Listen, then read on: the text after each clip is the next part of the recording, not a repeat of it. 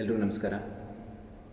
ಇಂದಿನ ವಿಡಿಯೋದಲ್ಲಿ ತಿಳಿಸಿಕೊಟ್ಟಿರುವಂಥದ್ದು ತಿಳ್ಕೊಬೇಕಾಗಿರುವಂಥ ವಿಷಯ ಖಂಡಿತವಾಗೂ ತುಂಬ ಮುಖ್ಯವಾಗಿ ಸಮಾಜದಲ್ಲಿ ತಿಳ್ಕೊಬೇಕಾಗಿರುವಂಥದ್ದು, ಅರ್ಥ ಮಾಡ್ಕೋಬೇಕಾಗಿರುವಂಥದ್ದು ಯಾವ ವಿಚಾರ ಹಾಗಾದರೆ. ನಾವು ವಿಡಿಯೋ ಮಾಡ್ತಾ ಇರೋ ಮುಖ್ಯವಾದ ಉದ್ದೇಶ ಮತ್ತು ವಿಷಯ ಯೋಚನೆ, ಪ್ರೇರಣೆ, ಸಮರ್ಪಣೆ ಪರಿವರ್ತನೆ, ಧರ್ಮರಕ್ಷಣೆ ಮನುಷ್ಯರಾದವರ ಹೊಣೆ ಅನ್ನುವಂಥದ್ರ ಬಗ್ಗೆ. ಈ ವಿಡಿಯೋದಲ್ಲಿ ಲಾಸ್ಟ್ ವಿಡಿಯೋ ಮೊದಲು ಮಾಡಿರುವಂಥ ವಿಡಿಯೋದಲ್ಲಿ BMI ಬಗ್ಗೆ ಮಾತಾಡಿದ್ವಿ. ಬಾಡಿ ಮಾಸ್ ಇಂಡೆಕ್ಸ್ನ ನಾವು ಯಾವ ರೀತಿಯಾಗಿ ಮನುಷ್ಯನನ್ನು ಸಾಧನೆ ಮಾಡುವಂಥವ್ರನ್ನ, ಸಾಧಿಸಬೇಕು ಅಂದ್ಕೊಂಡಿರೋರನ್ನ ಬೇರೆ ಬೇರೆ ವಿಚಾರಗಳಿಂದ ಯಾವ ರೀತಿಯಾಗಿ ಅವರ ವ್ಯಕ್ತಿತ್ವನ ಅಳಿಯುವಂಥದ್ದಾಗ್ತಾ ಇದೆ, ಅವಕಾಶಗಳು ಎಲ್ಲಿಂದ ವಂಚಿತ ಆಗ್ತಾ ಇದೆ ಅನ್ನುವಂಥದ್ರ ಬಗ್ಗೆ. ಇವತ್ತು ನಾನು ಆಯ್ಕೆ ಮಾಡ್ಕೋತಾ ಇರೋದು ಕ್ರೀಡೆ. ಮುಖ್ಯವಾಗಿ ಕ್ರೀಡೆ ಅನ್ನುವಂಥದ್ದು ಪ್ರತಿ ಮನೆಗಳಲ್ಲೂ ಕೂಡ ಮಕ್ಕಳಿಂದ ಹಿಡಿದು ಪ್ರತಿಯೊಬ್ಬರು ಕೂಡ ಇಷ್ಟಪಡುವಂಥದ್ದು, ಅದು ಎಲ್ರಿಗೂ ಗೊತ್ತಿರುವಂಥದ್ದು. ಇಲ್ಲಿ ಕೆಲವರಿಗೆ ತುಂಬ ಆಸೆ ಇರುತ್ತೆ, ನಾನು ರಾಜ್ಯನ ಪ್ರತಿನಿಧಿಸಬೇಕು, ದೇಶನ ಪ್ರತಿನಿಧಿಸಬೇಕು, ನಮ್ಮ ದೇಶಕ್ಕೆ ಒಂದು ಮೆಡಲ್ನ ತಗೋಬೇಕು, ಒಲಿಂಪಿಕ್ಕಲ್ಲಿ ಮೆಡಲ್ ತಗೋಬೇಕು, ಕಾಮನ್ವೆಲ್ತಲ್ಲಿ ಭಾಗವಹಿಸಿ ಪದಕನ ಗೆಲ್ಲಬೇಕು, ಏಷ್ಯನ್ ಗೇಮ್ಸಲ್ಲಿ ಗೆದ್ದು ಪದಕ ಗೆಲ್ಲುವಂಥದ್ದಾಗಬೇಕು ಅನ್ನುವಂಥದ್ದು ಅವರ ಆಸೆ ಆಗಿರುತ್ತೆ, ಗುರಿ ಆಗಿರುತ್ತೆ. ಅದಕ್ಕೋಸ್ಕರ ತುಂಬ ಕಷ್ಟಪಡ್ತಾ ಇರ್ತಾರೆ, ಒಳ್ಳೊಳ್ಳೆ ಕೌಶಲ್ಯಗಳನ್ನ ಕಲ್ತ್ಕೊಂಡಿರ್ತಾರೆ. ತರಬೇತಿಯಲ್ಲಿ ಮಾಡಿಸುವಂಥ ಏನು ಚಟುವಟಿಕೆಗಳಿರುತ್ತೆ ಅದನ್ನು ಬಿಟ್ಟು ಅವರು ಕೂಡ ಸ್ವಂತವಾಗಿ ಬೇರೆ ಸಮಯದಲ್ಲಿ ಕೂಡ ಮಾಡುವಂಥದ್ದು ಆಗ್ತಾ ಇರುತ್ತೆ. ಅಂಥ ಸದೃಢವಾಗಿ ಛಲವನ್ನು ಇಟ್ಕೊಂಡು ಹೋಗುವಂಥದ್ದು ಕೆಲವ್ರಿಗೆ ಆಗ್ತಾ ಇರುತ್ತೆ. ಅವರ ಜೀವನದಲ್ಲಿ ಬಂದಿರುತ್ತೆ, ಛಲವೇ ಬಲ, ಗೆಲ್ಲೇಬೇಕು ಅನ್ನುವಂಥದ್ದು ಇದ್ದೇ ಇರುತ್ತೆ. ಆ ದಾರಿಲಿ ಕ್ರೀಡೆ. ಇವಾಗ ಯಾವುದೇ ಕ್ರೀಡಾಪಟುನ ಯಾವ ಥರ ಆಯ್ಕೆ ಮಾಡುವಂಥದ್ದು ಆಗ್ತಾ ಇದೆ ಅಂದರೆ, ಆಯ್ಕೆ ಮಾಡುವಂಥ ಕಮಿಟಿ ಏನಿದೆ, ಆಯ್ಕೆ ಮಾಡುವಂಥ ಕಮಿಟಿ ಜೊತೆಲಿರುವಂಥವರು ಸುತ್ತಮುತ್ತನೇ ಅವ್ರ ಜೊತೆನೇ ಇರ್ತಾರೆ. ಯಾವುದೇ ರೀತಿ ಅವ್ರನ್ನ ಆಯ್ಕೆ ಮಾಡ್ಕೊಳ್ಳೋಂಥ ಗುಣಗಳು ಅವರಲ್ಲಿ ಇರೋದಿಲ್ಲ. ಆದರೆ ಜೊತೆಲಿದ್ದಾರೆ ಅನ್ನೋ ಕಾರಣಕ್ಕೆ ಅವ್ರಿಗೆ ತಂಡದಲ್ಲಿ ಅವಕಾಶ ಕೊಡುವಂಥದ್ದು ಒಂದು. ನಂತರ ಹಣವನ್ನು ಕೊಡೋದ್ರ ಮೂಲಕ ತಂಡವನ್ನು ಸೇರಿಕೊಳ್ಬೇಕು ಅನ್ನುವಂಥ ಆಸೆ, ಹಣನ ತೆಗೆದುಕೊಳ್ಳೋದ್ರ ಮುಖಾಂತರ ತಂಡದೊಳಗಡೆ ಬರಮಾಡ್ಕೋಬೇಕು ಕೆಲವ್ರನ್ನ.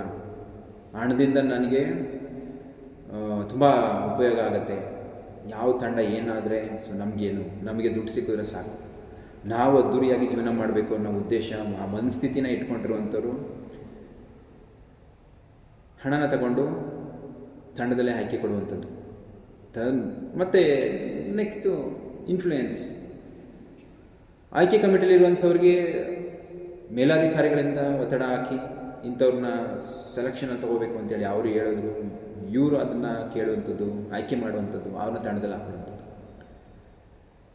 ಸುತ್ತಮುತ್ತ ಇರುವಂಥವ್ರು ಪರಿಚಯಸ್ಥರು ಅಂತೇಳಿ ತಂಡದಲ್ಲಿ ಹಾಕೊಳ್ಳುವಂಥದ್ದು, ಹಣ ಇಸ್ಕೊಂಡು ತಂಡದಲ್ಲಿ ಸೇರಿಸ್ಕೊಳ್ಳುವಂಥದ್ದು, ಇನ್ಫ್ಲೂಯೆನ್ಸ್ ಮಾಡಿದ್ರು ಅಂತೇಳಿ ತಂಡದಲ್ಲಿ ಸೇರಿಕೊಳ್ಳುವಂಥ ತಂಡ ಯಾವ ರೀತಿಯಾಗಿ ನಮ್ಮ ರಾಜ್ಯವನ್ನು ಪ್ರತಿನಿಧಿಸಿ ನಮ್ಮ ರಾಜ್ಯಕ್ಕೆ ಕೀರ್ತಿ ತರುವಂಥದ್ದಾಗತ್ತೆ, ನಮ್ಮ ದೇಶವನ್ನು ಪ್ರತಿನಿಧಿಸಿ ನಮ್ಮ ದೇಶಕ್ಕೆ ಪದಕ ತರುವಂಥದ್ದಾಗತ್ತೆ, ಕೀರ್ತಿ ತರುವಂಥದ್ದಾಗತ್ತೆ. ನನಗಂತೂ ಖಂಡಿತವಾಗೂ ಗೊತ್ತಿಲ್ಲ ಅಲ್ಲಿ ಏನಾಗತ್ತೆ ಅನ್ನೋದು. ಸುಮ್ಮನೆ ಯೋಚನೆ ಮಾಡೋದು ಕೂಡ ನಮಗೆಲ್ಲ ತಿಳಿಯುವಂಥದ್ದು ಶೂನ್ಯ. ಗುರಿಯಲ್ಲ, ಗುರಿ ಅನ್ನೋದು ಅಲ್ಲಿ ಕನಸಾಗಿರುತ್ತೆ. ಯಾವುದೇ ಕಾರಣಕ್ಕೂ ಸಾಧ್ಯ ಆಗದೇ ಇರುವಂಥ ಮಾತು ಗೆಲುವು ಅನ್ನೋದು. ಗೆದ್ದೇ ಗೆಲ್ಲಬೇಕು ಅನ್ನೋ ಛಲ ಇಟ್ಕೊಂಡಿರೋರಿಗೆ ಅಲ್ಲಿ ಅವಕಾಶ ಸಿಕ್ಕಿರೋದಿಲ್ಲ. ಯಾಕೆಂದರೆ ಆ ಥರ ಛಲ ಇಟ್ಕೊಂಡು ಅಭ್ಯಾಸ ಮಾಡೋರ ಹತ್ರ ಹಣ ಇರೋದಿಲ್ಲ, ಕಷ್ಟಪಡುವಂಥ ಶಕ್ತಿ ಇರುತ್ತೆ, ಕಷ್ಟ ಅನ್ನೋದನ್ನು ತಿಳ್ಕೊಂಡಿರ್ತಾರೆ, ಅವ್ರಿಗೆ ಅವಕಾಶ ಸಿಗೋದಿಲ್ಲ. ಸುತ್ತಮುತ್ತ ಅವರು ನಮಗೆ ಆಯ್ಕೆ ಕೊಡಿ ಅನ್ನೋ ವಾತಾವರಣ ಇರೋದಿಲ್ಲ. ಅವರು ಅದೇ ಸಮಯನೂ ಬೇರೆ ಕಡೆ ತುಂಬ ಕಷ್ಟಪಟ್ಟು ತಮ್ಮ ದೈಹಿಕ ಸದೃಢತೆಯನ್ನು ಬೆಳೆಸ್ಕೊಳ್ಳೋದ್ರ ಕಡೆ, ಆ ಕ್ರೀಡೆಗೆ ಸಂಬಂಧಪಟ್ಟಂತಹ ಕೌಶಲ್ಯಗಳನ್ನ ಬೆಳೆಸ್ಕೊಳ್ಳೋದ್ರ ಕಡೆ ಅವ್ರ ಮನಸ್ಸನ್ನು ಕೊಟ್ಟಿರ್ತಾರೆ. ಹಾಗಾಗಿ ಆ ಥರ ವಾತಾವರಣ ಇರೋದಿಲ್ಲ. ಇನ್ನು ಹಣ ಕೊಟ್ಟು ಖಂಡಿತವಾಗ್ಲೂ ಆಗೋದಿಲ್ಲ. ಹಣ ಇಲ್ಲ ಅಂತ ಹೇಳಿದ್ಮೇಲೆ ಅವ್ರು ಯಾವುದೇ ಕಾರಣಕ್ಕೂ ಹೈ ಲೆವೆಲ್ ಇನ್ಫ್ಲೂಯೆನ್ಸ್ ಅಂತ ಖಂಡಿತವಾಗ್ಲೂ ಅವ್ರು ಮಾಡಿಸೋಂಥದ್ದು ಆಗಲ್ಲ. ಅವ್ರೇನಿರುತ್ತೆ ಅವ್ರ ಸೆಲೆಕ್ಷನ್ ದಿನ ಏನಂತ ಇರುತ್ತೆ, ಅವಾಗ ಸೆಲೆಕ್ಷನ್ಗೆ ಹೋಗುವಂಥದ್ದು, ಭಾಗವಹಿಸುವಂಥದ್ದು, ಅಲ್ಲಿ ಆಯ್ಕೆ ಆಗೇ ಆಗ್ತೀವಿ ಅನ್ನೋ ಛಲ ಇರುತ್ತೆ. ಯಾಕೆಂದರೆ ಅವ್ರು ಅಷ್ಟು ಕಷ್ಟಪಟ್ಟಿರ್ತಾರೆ, ನಾನು ಆ ತಂಡನ ಪ್ರತಿನಿಧಿಸಲೇಬೇಕು, ಆಯ್ಕೆ ಆಗೇ ಆಗ್ತೀನಿ. ಬಟ್ ಇಲ್ಲಿ ಏನಾಗ್ತಾ ಇರುತ್ತೆ ಅನ್ನೋದು ಅವ್ರಿಗೆ ಗೊತ್ತಿರೋದಿಲ್ಲ. ಅವರ ಪೋಷಕರ ಆಸೆ ಕೂಡ ಆಗಿರುತ್ತೆ. ಸೊ ಎಲ್ಲ ವಾತಾವರಣ ನಾವು ಗಮನಿಸಿದಾಗ ನಾವು ಕ್ರೀಡೆನೆಲ್ಲೋ ಒಂದು ಕಡೆ ಹಳ್ಳ ತೋಡಿ ಗೆಲ್ಲುವಂಥ ಗುರಿನ ಅದರಲ್ಲಿ ಹಾಕಿ ಮುಚ್ಚಾಕ್ತಾ ಇದ್ದೀವಿ ಅನ್ನೋದು ನನ್ನ ಭಾವನೆ. ನಾನು ತುಂಬ ಎಕ್ಸ್ಪೀರಿಯೆನ್ಸ್ ಮಾಡಿರುವಂಥದ್ದು, ಇದು ಯಾವುದೇ ಕಾರಣಕ್ಕೂ ಆಗಬಾರ್ದು ಸುತ್ತಮುತ್ತ ವಾತಾವರಣದಲ್ಲಿ. ಏಕೆಂದರೆ ಬೆಳೆಯುವ ಪ್ರತಿಭೆಗಳು, ಪೋಷಕರ ಆಸೆಗಳು, ದೇಶದ ಕೀರ್ತಿ ಪತಾಕೆಯನ್ನು ಹಾರಿಸುವಂತಹ ಕ್ರೀಡಾಪಟುಗಳಿಗೆ ಅನ್ಯಾಯ ಮಾಡುವಂಥದ್ದು ಆಗಬಾರ್ದು. ಪ್ರಾಮಾಣಿಕವಾಗಿ ಸ್ಪರ್ಧೆಗಳು, ಆಯ್ಕೆಗಳು ನಡಿಬೇಕು. ತುಂಬ ಆಸಕ್ತಿಯಿಂದ ಬರುವಂತಹ ಕೌಶಲ್ಯಗಳುಳ್ಳ ಕ್ರೀಡಾಪಟುಗಳಿಗೆ ಅವಕಾಶ ಕೊಡಬೇಕು. ಯಾವುದೇ ರೀತಿಯ ಪರಿಚಯಸ್ಥರಿಗೆ, ಹಣ ನೀಡುವಂಥವ್ರಿಗೆ, ಇನ್ಫ್ಲುಯೆನ್ಸ್ ಮಾಡಿಸುವಂಥವ್ರಿಗೆ ಅವಕಾಶ ಕೊಡಬಾರ್ದು. ಎಲ್ಲಿವರೆಗೆ ನಾವು ಈ ರೀತಿಯಾಗಿ ಅವಕಾಶಗಳನ್ನ ಕೊಡ್ತಾ ಹೋಗ್ತೀವಿ, ಅಲ್ಲಿವರೆಗೂ ನಮ್ಮ ದೇಶದಲ್ಲಿ ಒಳ್ಳೆಯ ತಂಡಗಳು ರಚನೆ ಆಗೋದಿಲ್ಲ. ಹಾಗಾಗಿ ಇನ್ನು ಮುಂದೆ ನಾವು ಅರ್ಥ ಮಾಡ್ಕೋಬೇಕಾಗಿರೋದು ಖಂಡಿತವಾಗ್ಲೂ ಇಲ್ಲೂ ಕೂಡ ಧರ್ಮ ಅನ್ನೋಂಥದ್ದು ಕಾಪಾಡುವಂಥದ್ದು ಆಗಬೇಕು. ಇಲ್ಲಿ ಯಾವ ರೀತಿಯಾಗಿ ನಾವು ಯೋಚನೆ ಮಾಡಬೇಕಾಗತ್ತೆ, ನಾನು ಈ ಹಾಲಿಂದನೂ ಕೂಡ ಸುತ್ತಮುತ್ತ ಇರುವಂಥವ್ರಿಗೆ ನಾನು ಅವಕಾಶ ಕೊಡೋದಿಲ್ಲ, ಹಣಕ್ಕೆ ನಾನು ಆಸೆ ಪಡೋದಿಲ್ಲ, ಯಾರೇ ಇನ್ಫ್ಲುಯೆನ್ಸ್ ಮಾಡಿದ್ರು ಕೂಡ ನಾನು ಕೇಳೋದಿಲ್ಲ. ಕಷ್ಟಪಡುವಂತಹ ಕೌಶಲ್ಯಗಳುಳ್ಳ ಕ್ರೀಡಾಪಟುಗೆ ಮಾತ್ರ ನಾನು ಅವಕಾಶ ಕೊಡ್ತೇನೆ, ಅವರ ಪ್ರದರ್ಶನಕ್ಕೆ ಅನುಗುಣವಾಗಿ ನಾನು ಅವಕಾಶ ಕೊಡ್ತೇನೆ ಅನ್ನುವಂಥದ್ದು ಎಲ್ಲ ಆಯ್ಕೆ ಸಮಿತಿಯ, ಎಲ್ಲ ಕ್ರೀಡೆಗಳಲ್ಲಿ ಆಯ್ಕೆ ಮಾಡುವಂಥ ಸಮಿತಿ ಏನಿರುತ್ತೆ, ಆ ಸಮಿತಿಯವರು ಇದ್ರ ಬಗ್ಗೆ ಯೋಚನೆ ಮಾಡಬೇಕು. ಈ ಥರ ಯೋಚನೆ ಮಾಡಿದಾಗ ಅಲ್ಲಿ ಯೋಜನೆ ಎನ್ನುವಂಥದ್ದು ತುಂಬ ಅದ್ಭುತವಾಗಿ ಉತ್ತಮವಾದ ರೀತಿಯಲ್ಲಿ ಹೋಗುತ್ತೆ. ಯಾವ್ಯಾವ ಸಮಯದಲ್ಲಿ ಏನೇನು ಆಗಬೇಕು, ಯಾವ ದಿನ ಯಾರ್ಯಾರನ್ನ ಸೆಲೆಕ್ಷನ್ ಮಾಡ್ಕೋಬೇಕು, ಎಂತೆಂಥ ಆಟಗಾರರನ್ನ ಅವತ್ತು ದಿನ ಕರೆಸ್ಕೋಬೇಕು, ಎಷ್ಟು ಥರದಲ್ಲಿ ನಾವು ಅವರಿಗೆ ಅವಕಾಶ ಕೊಡಬೇಕು, ಅಲ್ಲಿ ಅವ್ರ ಪ್ರದರ್ಶನ ಯಾವ ಥರ ಇರುತ್ತೆ ಅನ್ನೋದನ್ನು ನೋಡಿಕೊಂಡು ನಾವು ಆಯ್ಕೆ ಮಾಡಬೇಕು ಅನ್ನೋಂಥ ಯೋಜನೆ ನಡೆಯುತ್ತೆ. ಈ ಯೋಜನೆಯಿಂದ ಏನಾಗುತ್ತೆ, ಅಲ್ಲಿ ತುಂಬ ಯುವಕರುಗಳು, ಮಕ್ಕಳುಗಳು, ಪೋಷಕರು ಪ್ರೇರಣೆ ಹೊಂದ್ತಾರೆ. ನಾವು ಕ್ರೀಡೆಗೆ ಮನವೊಲಿಸ್ಕೊಳ್ಳೋಂಥದ್ದಾಗತ್ತೆ. ಅವು ಉತ್ತಮವಾದಂಥ ರೀತಿಯಲ್ಲಿ ಕ್ರೀಡೆ ನಡೆಸ್ತಾ ಇದ್ದಾರೆ, ಯಾವುದೇ ಪಾರ್ಶಿಯಾಲಿಟಿ ಇಲ್ಲದೇ ಆಯ್ಕೆ ಮಾಡುವಂಥದ್ದಾಗತ್ತೆ. ನಾವು ಇದಕ್ಕೆ ಸಮಯ ಕೊಡುವಂಥದ್ದು, ನಮ್ಮ ಮಕ್ಕಳನ್ನು ಆಡಿಸುವಂಥದ್ದು ಎಲ್ಲೋ ಒಂದು ಕಡೆ ಉಪಯುಕ್ತ ಆಗತ್ತೆ ಅಂಥೇಳಿ ಪೋಷಕರು ಕೂಡ ಪ್ರೇರಣೆ ಹೊಂದ್ತಾರೆ. ಇದರಿಂದ ಆಡುವಂಥವ್ರ ಸಂಖ್ಯೆ ಹೆಚ್ಚಾಗತ್ತೆ. ಆಡುವಂಥರ ಸಂಖ್ಯೆ ಹೆಚ್ಚಾಗತ್ತೆ ಅಂದರೆ ಅಲ್ಲಿ ಒಂದು ಕಾಂಪಿಟೇಷನ್ ಸ್ಪಿರಿಟ್ ಎಲ್ಲರಲ್ಲೂ ಮೂಡುತ್ತೆ. ಕಾಂಪಿಟೇಷನ್ ಜಾಸ್ತಿ ಆಗಿದೆ ಅಂದಾಗ ಅಲ್ಲಿ ನಮ್ಮ ರಾಜ್ಯದ ತಂಡದ ಪರ್ಫಾರ್ಮೆನ್ಸು, ಇಂಡಿಯಾದ ತಂಡದ ಪರ್ಫಾರ್ಮೆನ್ಸ್ಗಳು ಅದ್ಭುತವಾಗಿ ಮೂಡಿಬರುತ್ತೆ. ಇಲ್ಲಿ ಗೆಲ್ಲುವಂಥದ್ದಾಗತ್ತೆ. ಎಲ್ಲ ದೇಶಗಳಿಗಿಂತ ನಮ್ಮ ದೇಶ ಮುಂದೆ ಕ್ರೀಡೆಯಲ್ಲಿ ಉತ್ತಮವಾದ ಪ್ರದರ್ಶನ ನೀಡುವಂಥದ್ದಾಗತ್ತೆ. ಅದಾದಮೇಲೆ ಸಮರ್ಪಣೆ, ತಮ್ಮನ್ನು ತಾವು ಕ್ರೀಡೆಗೆ ಸಮರ್ಪಿಸ್ಕೊಳ್ಳುವಂಥದ್ದಾಗತ್ತೆ. ಎಲ್ಲೂ ಮೋಸ ಆಗ್ತಾ ಇಲ್ಲ ಅಂತಂದಾಗ ಎಲ್ಲರೂ ಕೂಡ ತಮ್ಮನ್ನು ತಾವು ಸಮರ್ಪಿಸ್ಕೋತಾರೆ. ಇದರಿಂದ ಏನಾಗುತ್ತೆ, ಒಂದು ಸಮಾಜದಲ್ಲಿ ಒಂದು ಉತ್ತಮವಾದಂತಹ ಪರಿವರ್ತನೆ ಆಗುತ್ತೆ. ಕ್ರೀಡೆಗೆ ಒಳ್ಳೆ ಬೆಲೆ ಸಿಗುತ್ತೆ, ಕ್ರೀಡೆ ನಡೆಸುವಂಥವ್ರಿಗೆ ಗೌರವ ಸಿಗುತ್ತೆ. ಎಲ್ಲ ಥರದಲ್ಲೂ ಉತ್ತಮವಾದಂತಹ ಸಮಾಜದಲ್ಲಿ ಕ್ರೀಡೆ ಅನ್ನುವಂಥದ್ದು ಬೆಳೆಯುತ್ತೆ. ಇದು ಆಗಬೇಕು.